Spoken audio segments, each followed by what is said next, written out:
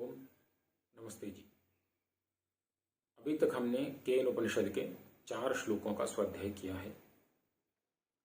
4 श्लोकों में हमने देखा कि पहले तो प्रश्न किया ये इंद्रियां किसके द्वारा शक्ति प्राप्त करके अपना कार्य करती हैं, गति करती हैं।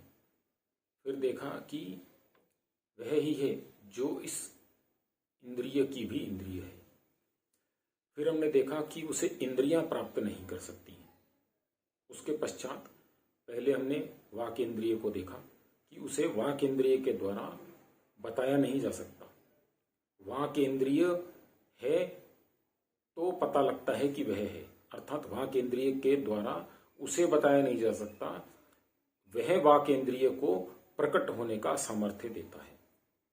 अब उसके बाद 5वां श्लोक है, यन मनुषा न मनुते ये न हुर मनो मतम तदेव ब्रह्म त्वं विद्धि नेदम यदिदम उपासते।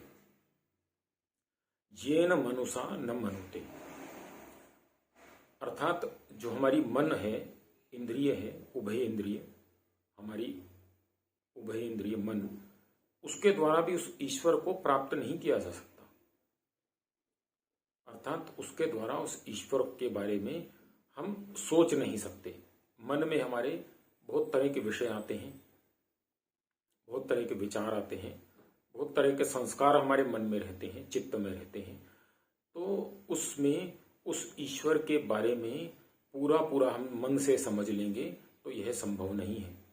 उससे हम प्रयास कर सकते हैं, कुछ सीमा तक ईश्वर को समझ भी सकते हैं, परंतु पूरा हम ईश्वर को मन से समझ लेंगे वह संभव नहीं है। ये न मनसा न मनुते, अर्थात वह मन से मनन नहीं किया जा सकता। ईश्वर का मन से मनन नहीं किया जा सकता। ईश्वर का जो हम मनन करते हैं, आरंभ करते हैं, इंद्रियों को अंदर की तरफ लेकर के, अर्थात प्रत्याहार करके, इंद्रियों को बाहर के विषयों से रोक करके मन में एकत्र करते हैं। और मन जो है वह आत्मा के साथ मिल करके ईश्वर का ध्यान करता है। उसके पश्चात मन और इंद्रियां हट जाते हैं, केवल आत्मा ईश्वर का ध्यान करता है, ईश्वर का साक्षात्कार करता है। तो वह ईश्वर का साक्षात्कार जो है, ईश्वर का दर्शन जो है, वह मन के द्वारा संभव नहीं है। ये न मनसा न मनुते, अर्थात उसका मन के द्वारा मनन नहीं किया जा सकता। ये न मनुषा न मनुते ये न हुर मनो मतम, उसके कारण से मन मनन करता है। अर्थात हम जो मन से विचार करते हैं, मन से जो हम अपनी इंद्रियों को कार्य में लगाते हैं, वह उसके कारण से है, क्योंकि उसी ईश्वर ने हमें मन प्रदान किया है, मन दिया है। और मन जो है आत्मा का परम सेवक है, और वह मन उसी ईश्वर के द्वारा दिया गया है, जिसे हम इस मन के द्वारा समझने का प्रयास कर रहे हैं, समझने का सोच रहे हैं। तो इस श्लोक में कहा गया है कि मन के द्वारा उस ईश्वर को नहीं समझा जा सकता, मन के द्वारा उस ईश्वर का साक्षात्कार किया नहीं जा सकता है, कभी संभव नहीं है। उसके लिए हमें जो करना है वह ध्यान ही लगाना पड़ेगा, मन को रोकना ही पड़ेगा, तभी योग चित्त वृत्ति निरोध, यह योग दर्शन का प्रथम सूत्र कहा गया है कि मन की वृत्तियों को रोकना, मन की वृत्तियों को कंट्रोल करना, उनको निरोध करना। योग चित्त वृत्ति निरोध, उनका निरोध करना, अर्थात उनको पूर्ण रूपेण रोक देना। किसको? मन की वृत्तियों को, मन के व्यापार को, मन के कार्यों को, उनको बिल्कुल रोक देना ही योग है। और योग के द्वारा ही ईश्वर की प्राप्ति हो सकती है, अन्य कोई भी मार्ग नहीं है। तो यही यहाँ पर बोला गया है कि हम ईश्वर को मन के द्वारा प्राप्त नहीं कर सकते हैं। मन उसके द्वारा दी हुई शक्ति से कार्य करता है, यह हमें समझना पड़ेगा।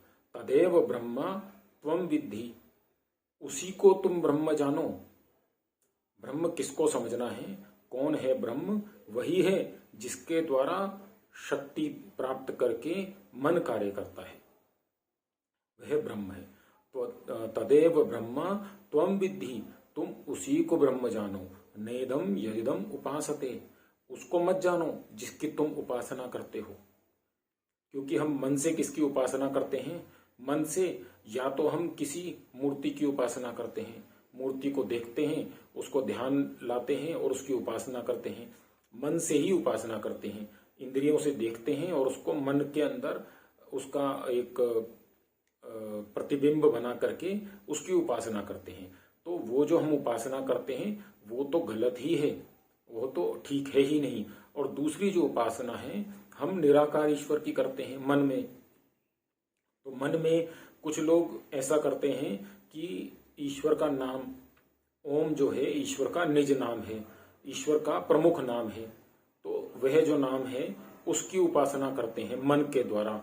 ओम लिख करके उसकी उपासना करते हैं, ओम का ध्यान करते हैं, ओम की उपासना करते हैं। तो वह ओम की उपासना हुई, ईश्वर की उपासना नहीं हुई। ईश्वर की उपासना करने के लिए हमें योगस चित्त वृत्ति निरोध, योग अपनी जो चित्त की वृत्तियां हैं उनको निरोध करना पड़ेगा, उनको रोकना पड़ेगा, उनका प्रत्याहार करना पड़ेगा। हमें यम नियम आसन प्राणायाम प्रत्याहार धारणा ध्यान समाधि इन सब का पालन करना पड़ेगा।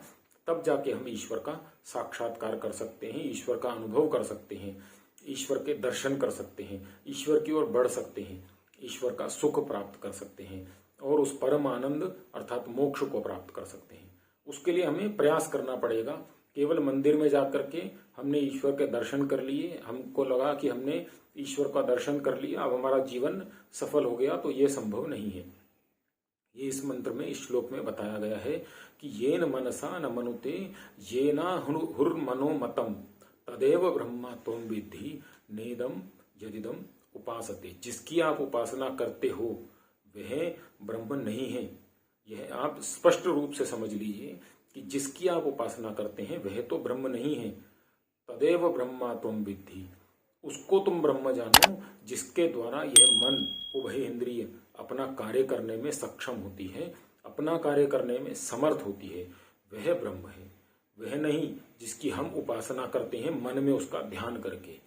तो ये इस श्लोक का अर्थ हुआ। धन्यवाद। नमस्ते।